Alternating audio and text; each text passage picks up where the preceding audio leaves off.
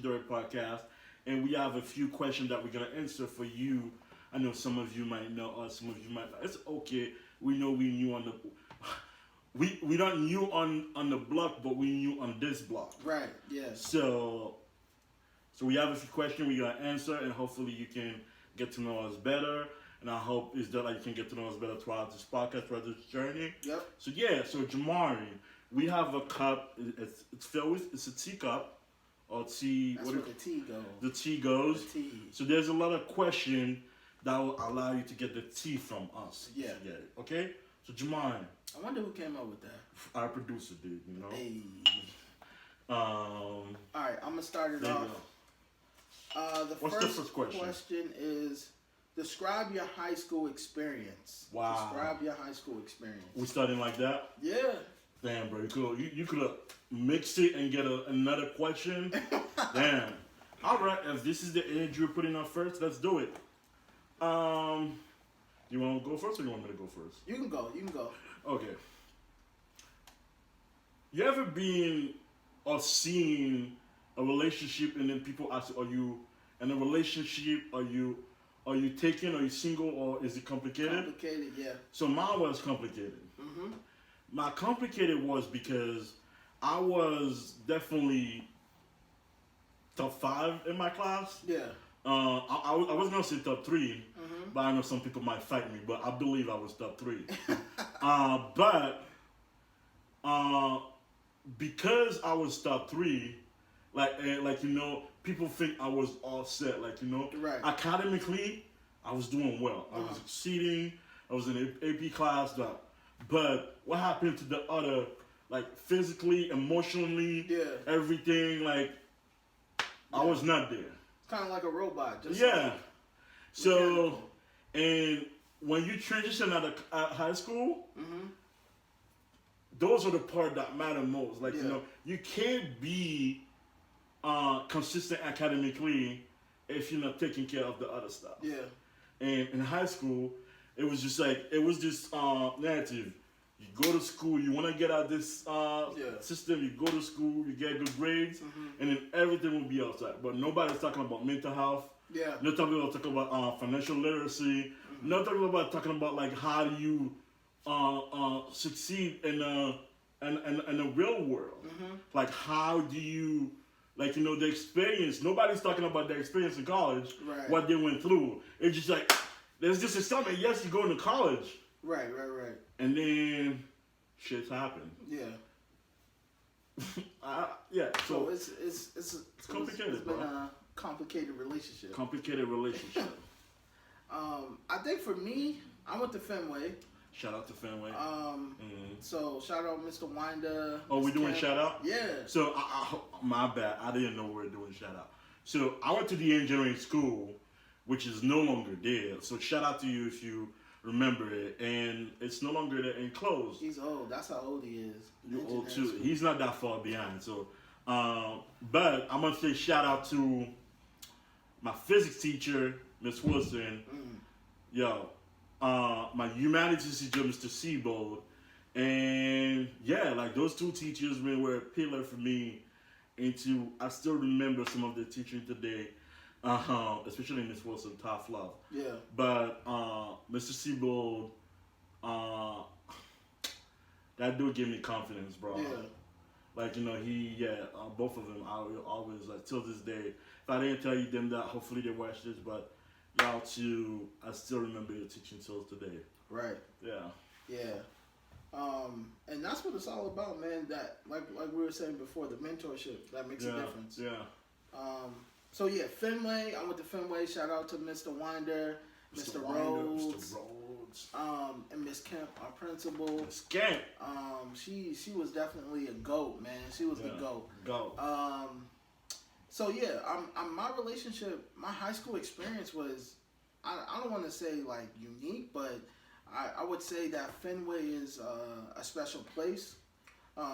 We talked a lot about social justice and you know, they have a very unique system where you stay with the same class for like 3 years, and then like your 4th year they split you up. So I had a good relationship with all my like peers in my class, and then with my teachers, I had them all. Yeah. You know, so it was great, and they definitely challenged me.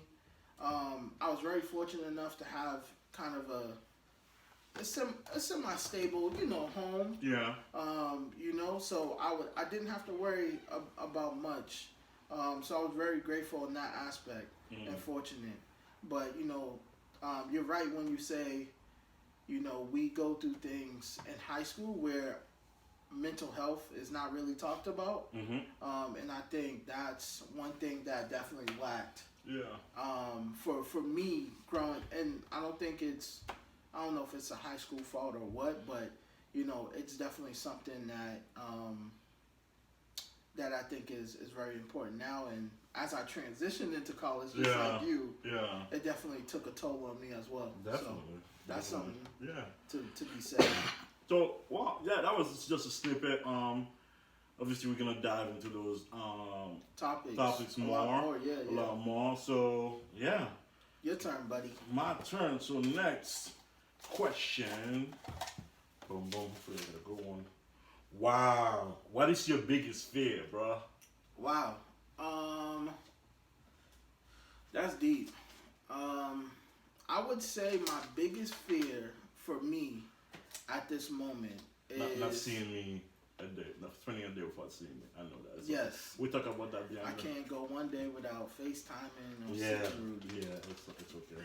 But I think for me, with like just getting married, and you know, starting to, you know, make a family is just like, you know, not providing for my family.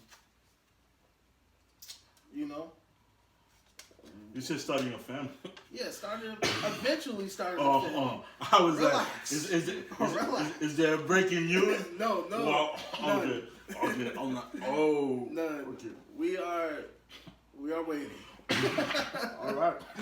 But yeah, I think letting my family down and, you know, not providing for them. Because, you know, she is one of the most important people in my life right now. Yeah. Shout out to you. And like disappointing her. I'm just like, I can't, the disappointment. Yeah. You know what I mean? When you disappoint someone you care about so much. Yeah. So I think that's one of the things that, you know, that I have a fear about. And swimming. Oh, no. we have a pack on the swimming.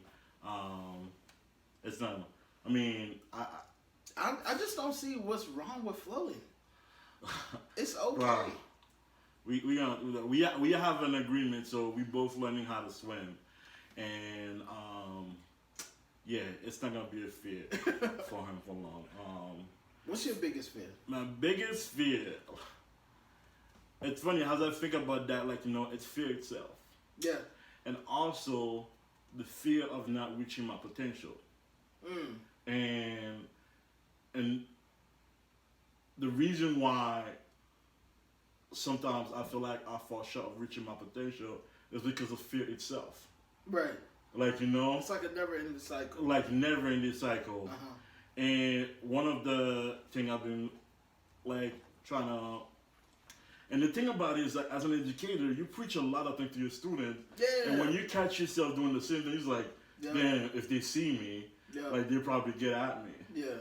But yeah, so fear, like, not reaching, like, I have so many ideas, so many vision, but like I share it with my close friends. Yeah. Like, you know, I talk about them, and sometimes I don't want to share, especially with my partner. Right. Because the moment I start sharing with them, yo, they bug me, man. Yeah. It's like, damn, like, I was just telling you, I didn't mean, like, to be, it's like every time they see me, what up?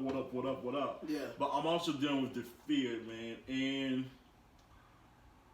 I feel like because I've been through so much, I don't like failure. And because I don't like failure, I'm not allowing failure to teach me. Right. So yeah, so that's, I think Will, I saw this video of Will was like, you know, fail forward, fail often, and learn. So that's my thing right now. Right. I'm embracing failure. Yeah. And I'm embracing the lesson. I feel like with that, I can get ahead of it and not, stop fearing. Yeah. Yeah, I think we all have a fear of failing. You know what I mean? Yeah. I think it's all about how you learn from that, like you said. Yeah. But sometimes when you are, especially even in BPS, like when you're a good student, like sometimes they hold you on this pedestal because you know you're a good student, and like there's not to say that there's not many good students, but it's kind of like, oh, they see the potential in you, so you try to walk on eggshells and not do anything wrong, always do your homework, but there is no room for you to fail. So like when the pressure, it's pressure. Hard. It's and then being the first to go to college and your family, like that's all mental health and pressure that we go through, and I know that you experienced that. And definitely, and I'm gonna add to that is like, if you went in high school, you never got an F, picture going to college and get your first F. Bruh. This is. Bruh, my first year I was on academic probation. Same here. Yo, like, I'm going home. Yeah, so we're definitely going to cover some more of that. Yeah. So let's get the next question. All right, that's me. Yeah. Let's see. What do you do now? What do I do now?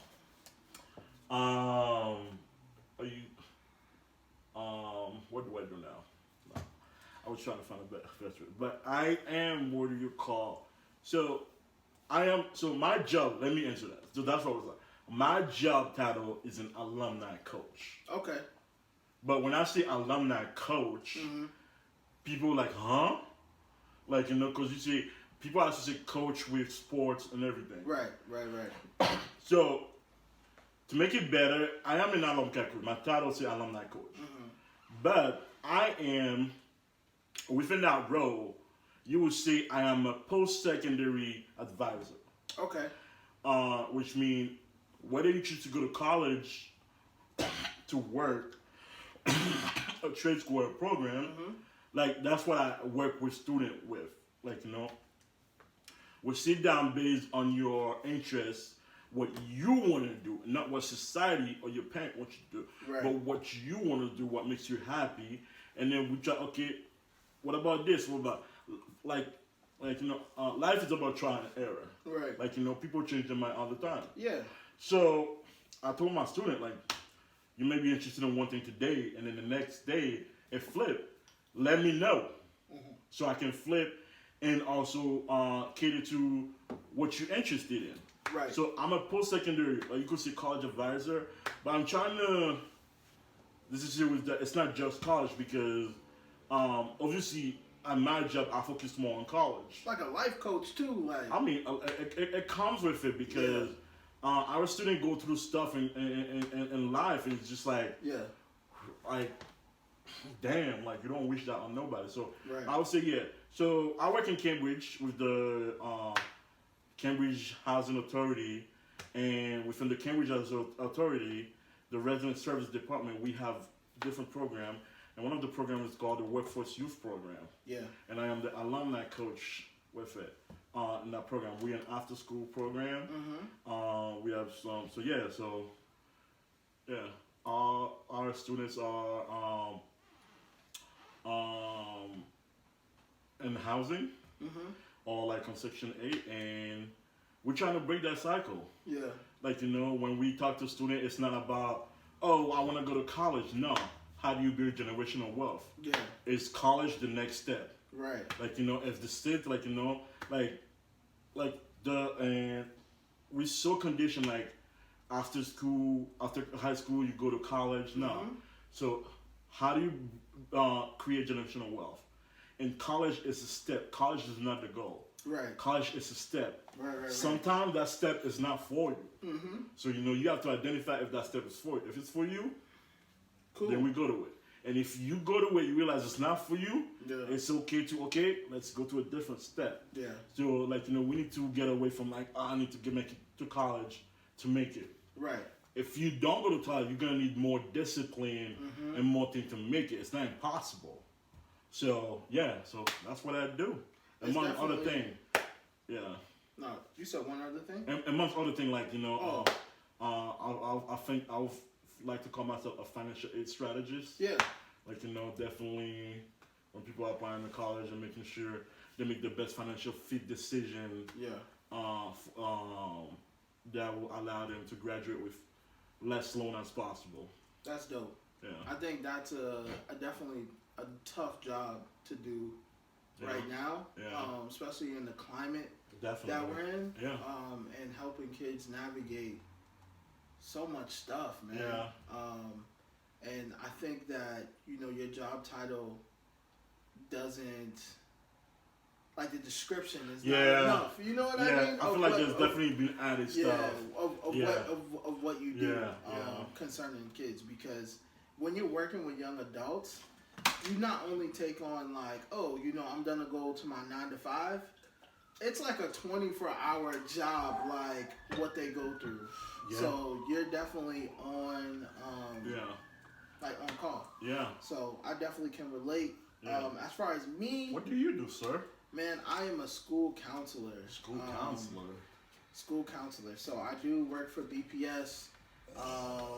So yeah, I do work for BPS. I'm a school counselor. Good trouble coming your way. No trouble. So I've been working in BPS for I think almost like 5 years or more. I've been a school counselor for like I think 4 of those years or 3 of those years. No, well, wouldn't you be a school counselor? So while NCAC considered a school counselor? Yeah, well, no, because I was it don't. I started as so you've been at the school for like 7 years. 7 years. Yeah, almost. 7 years. Yeah. Almost 7 years. Yeah.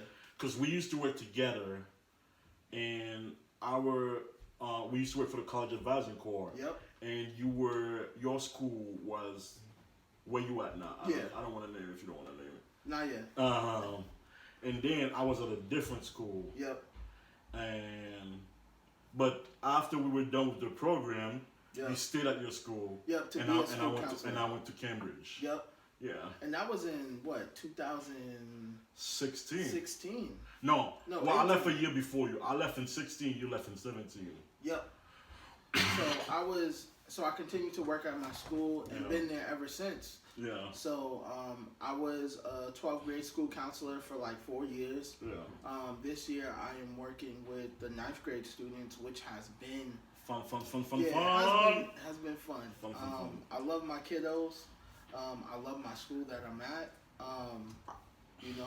So it's definitely been a challenging year, but being a school counselor, you do a little bit of everything, man.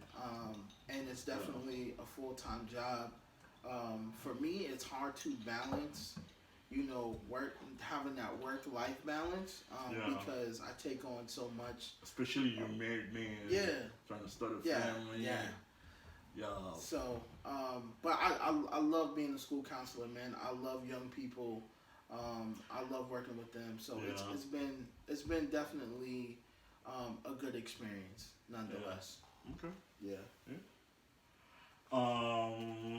Can we move on to our next question? Yeah. Oh, well, we talk a little bit about this. How did we meet? Our next question: how did we meet? I feel like you know more better than me. So I'm gonna start with that because it was a funny when I started. Because, like I said, this man was not trying to give up his seat. No, let me hear it. No.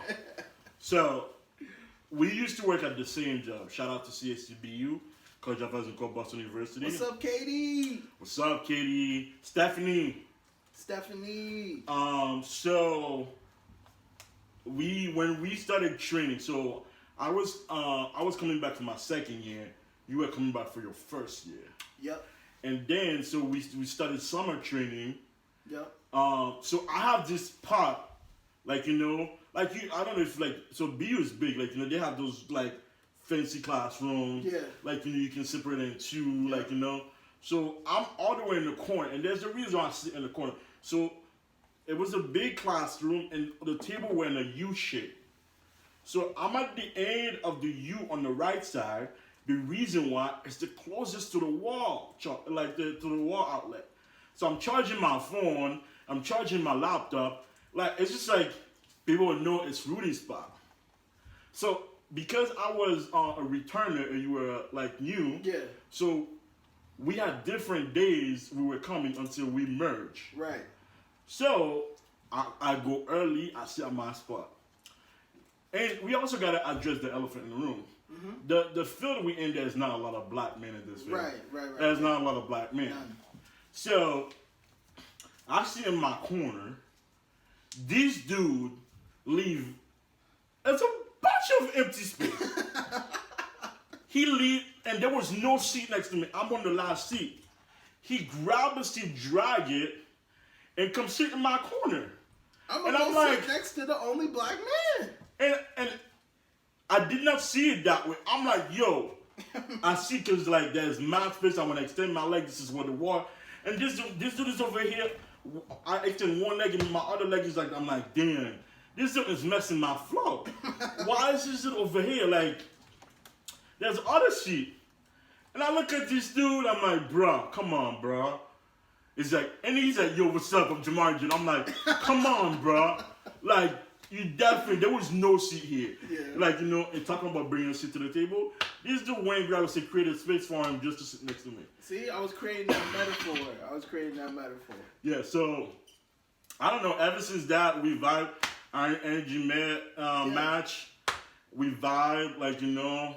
And it's been great, man. It's been great. You know, we became roommates. We lived together for a year. Yeah. Didn't he kick me out? No, I didn't kick him out. This dude got engaged.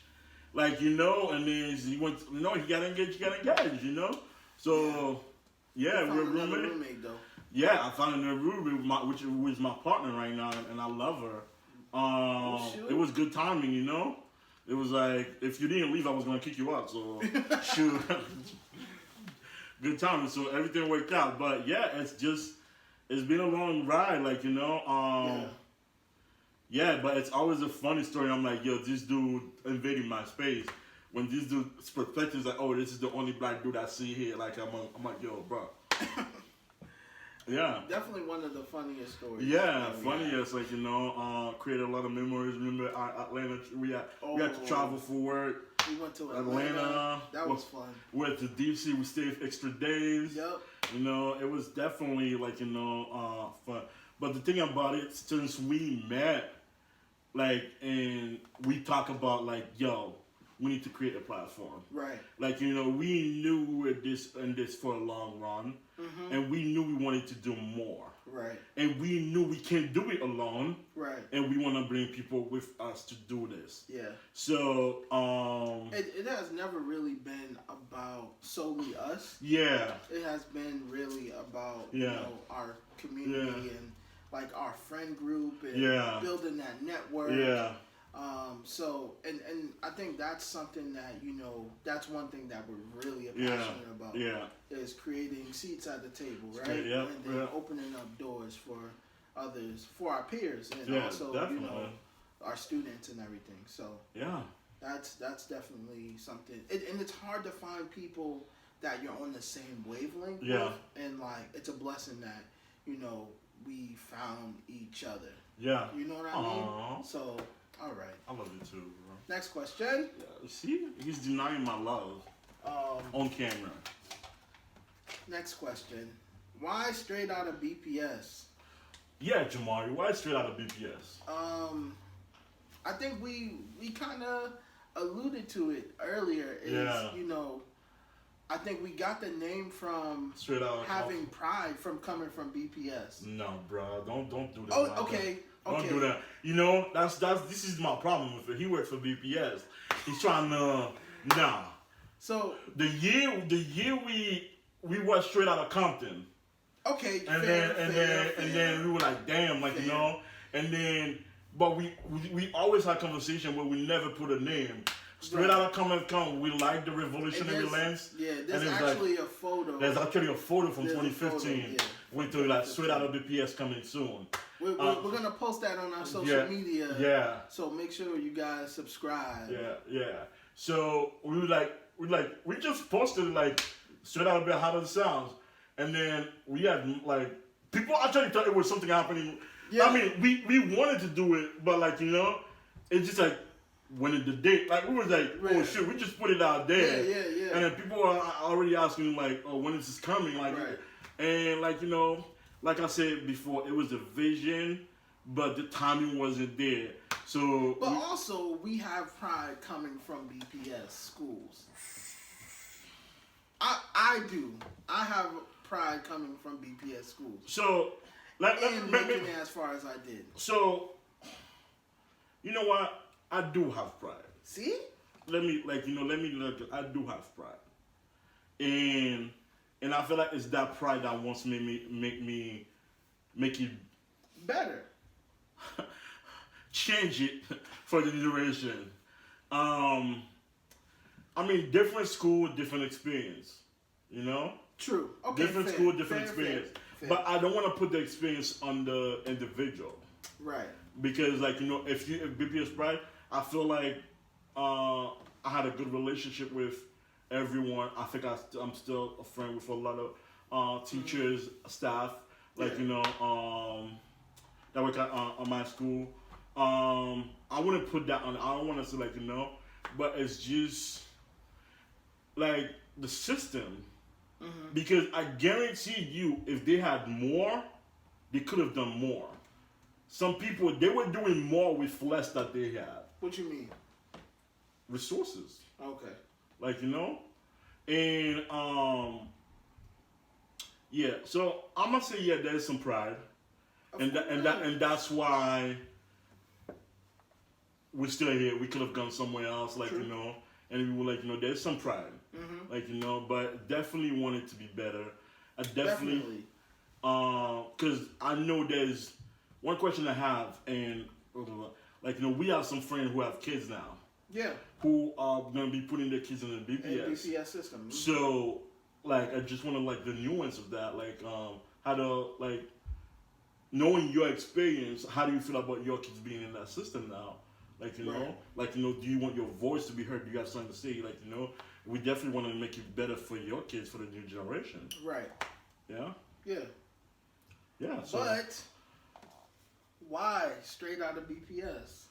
I mean, it just sounded good at the time, and then when we met again, when we started like, oh, let's like let's do this. So during COVID, this dude sent me a recording that we did when we were roommates, and I was like, oh wow, and I was thinking, I'm like, yo, I just dropped my first article about it's called Abiding. I forgot the name of it. Abandoning Decision for an Unknown Future, which has to do, like, the decision the kids are making. Well, I'll also link that in the bio. Yeah, link that. I'll read it. And then right before, while I was working on it, he sent it to me. And I was like, oh, wow. Mm-hmm. Like, it's just like, I'm not going to be like, yeah, let's do it. He sent me a recording. I listened to the first beat. I'm like, yeah, this is happening. The timing is now. Yeah. And then we started meeting, and then to make it happen. So I think when we started meeting, we were like revisiting because we were always conflicted about the name. Yeah. And then we started picking again. I'm like, hey, this is what it was. Yeah. Then this is why I changed it. Yeah. Straight out of BPS. Yeah. That's what it is. Like, and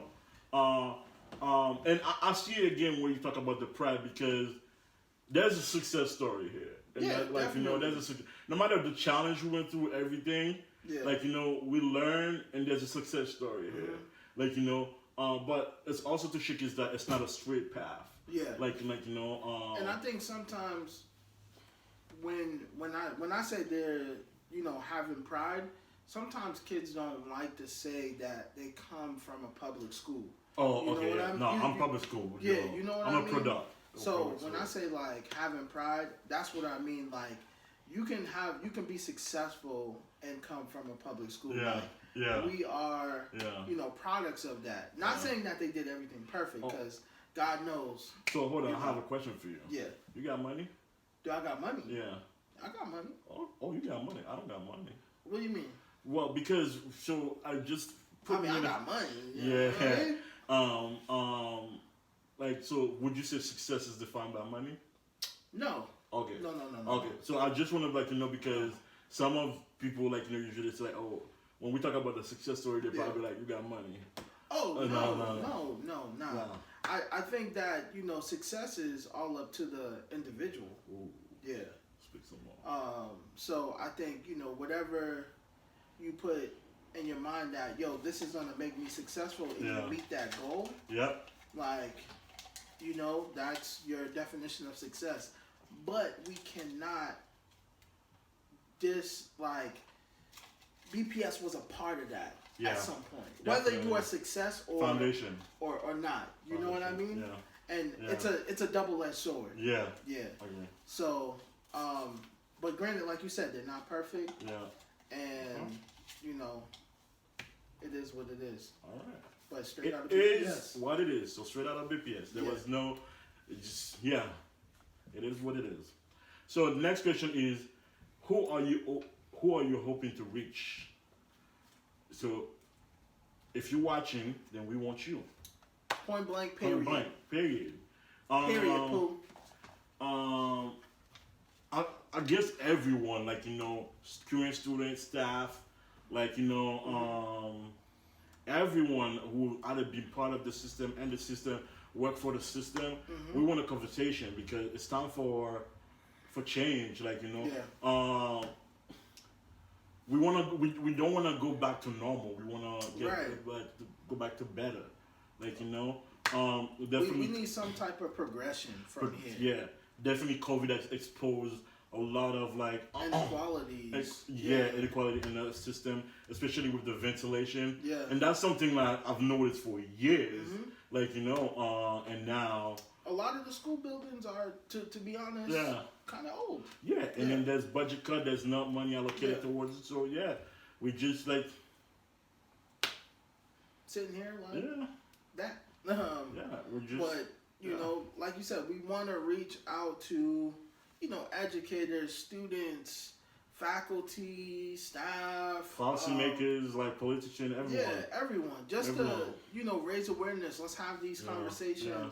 Let's make our communities better and through these conversations. Yeah. So we want to reach everybody, and I hope that people from different. It's not only for Boston, right? Like, we want to inspire people in different states to start having these like Cambridge folks, we are. Exactly. Cities, states, like, we want everyone to listen to our podcast and say, oh, there's a story here, or we have some similarities here that's going on in different states, and we want to hear from you. Yeah. To figure out, if we're doing something right, or if you're doing something better in your own state that could work better in our system. You know what I mean? That's something that, we want to talk about. Definitely. Yeah. Next question. Next question. Let's see. Why now? Cool. Why now? That's a good one. You want me to take it? Take it. COVID. I knew you would get to that. I think it's been a perfect storm. I think that in our lives, I don't know about you, but for me, I'm always on go, especially at work. You know what I mean? And I found that during this COVID season, I found that I haven't really took the time out to think about what does JAMARI want to do. Oh, wow. And kind of put my passion or my projects first. Like, it's been so much about, my career or graduating, with my master's and then getting a job and then, making sure my students are cool and then doing what my boss says, you know what I mean? So, or getting married, the traditional things. And I never really, had a chance to start that podcast we always talking about. Yeah. And COVID put a dot on that and a stop to that. Yeah. And I really had time. I was working from home. Yeah. And and I had a chance to really sit with you and talk this out. It's interesting because it's not really time. It's just a mind shift. Yeah. Because it's not like we stopped doing the work we were doing because we were at home. No, like I definitely feel like we're working more at home than we were in the office. Oh, definitely, 100. Like, you know, but it's just like the mind shift of like, because I'm on this thing and everything going through, I'm gonna put it on myself to create time. Yeah. To make sure the thing I want and passionate I want to do happen. Yeah. Like, you know, it's a mind shift because it's the same 24 hours every day. Right. Every single day. And then we're doing more at home forward than before. Yeah. But it's a mind shift, and yeah. And I think, you know, everything going on, something in me was just pushing like, yo, you gotta say something. Yeah. You know what I mean? Yeah. Like, cause I mean, over these last 6 months, 5 months, like a lot of stuff has happened. A lot. And I felt like there was no outlet for me to just... Yeah, Facebook ain't it for me. Yeah. Facebook become a cycle. You post something, and then another thing happen. Yeah. Like, yeah, so, and I want to also address, like, we started with the podcast. The podcast is not where we ending. Yeah. There's more coming. But, yeah, it's just... This is just kind of a stepping stone for us. Yeah. We definitely want to do more, and as time goes on, we'll talk about it more. Yeah. But this is just, you know, the starting of something. Yeah. Definitely. Yeah, definitely. Last question. Last question, everybody. What's your biggest accomplishment? Dang. You can go first. No, you can go. You got one, bro. Huh? Oh, why am I dictating your accomplishment? Sorry. I apologize. Well, hold on. What? I just said you got one. I just thought one for you, but I'm like, why can't I pick one for myself? No, you got this. Okay. You sure you don't want to go first? No, you got it. I don't know. It's as a young black Haitian man. Yeah, I said I'm young. I say. Calling that question is very strange because it's like, I don't know, like bigging myself up. Like, and we don't do that. Like, you know, it's like you're being cocky. Right. Okay. Yeah, like, you know, but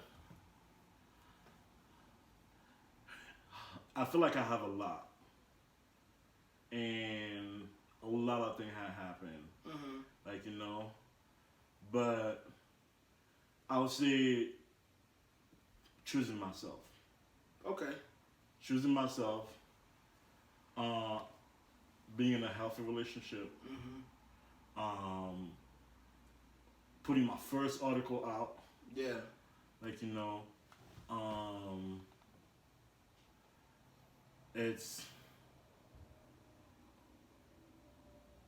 there's a lot more.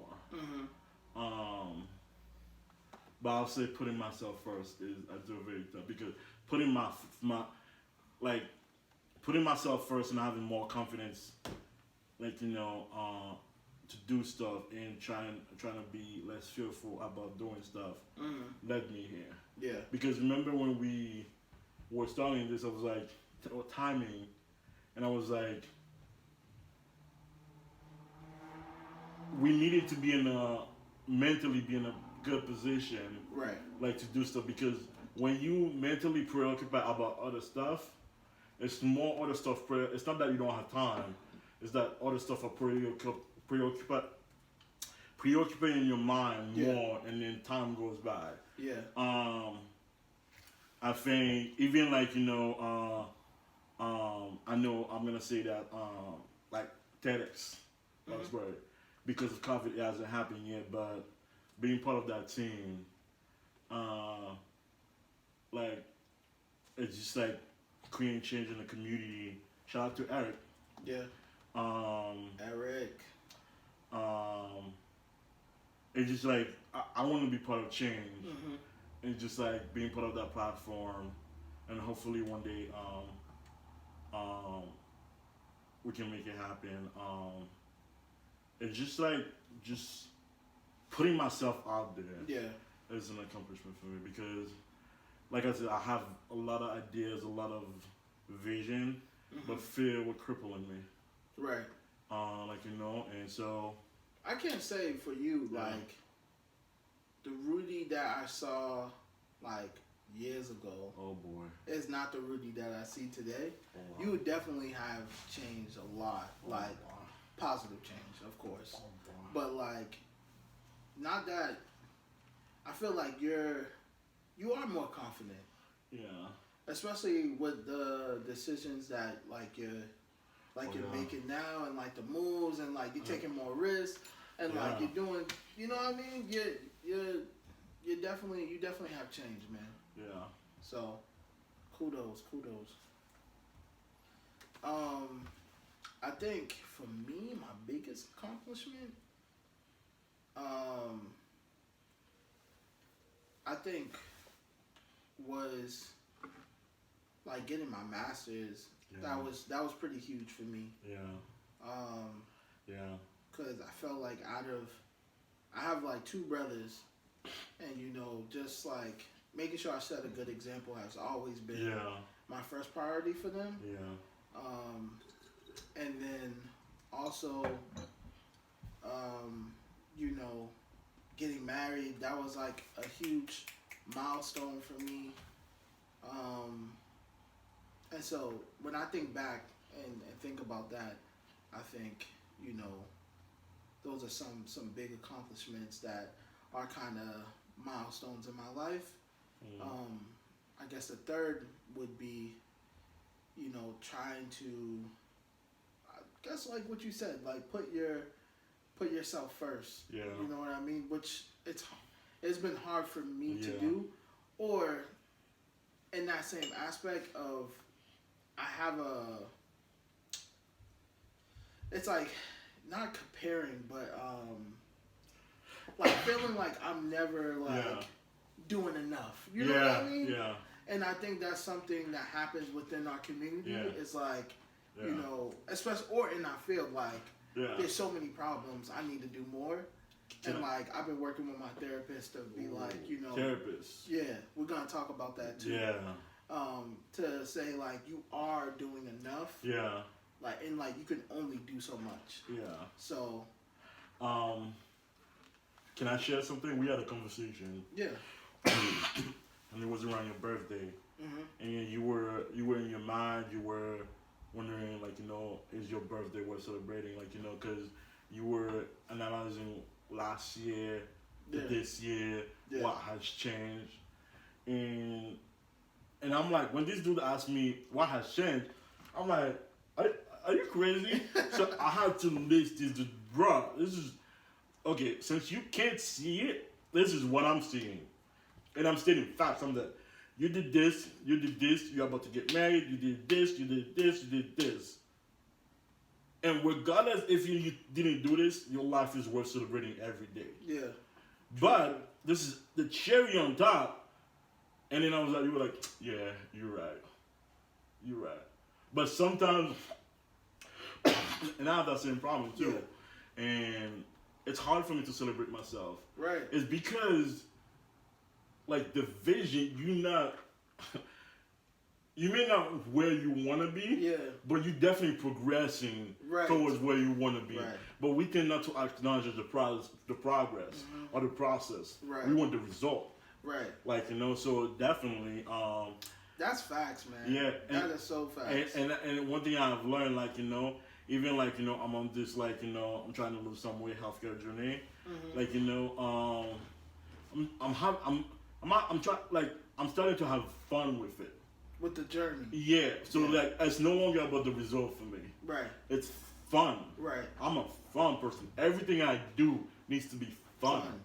Like, if there's no fun, like, I can't. It's not worth. Like, anybody who knows me, like, anything I do needs to be fun. Yeah. Like, so, and applying that to my health journey and having fun with it, like, it's definitely, like, been a shift for me. Yeah. Yeah, so. Yo. Yeah, bro. So BPS. So good. So that was the last tea for today.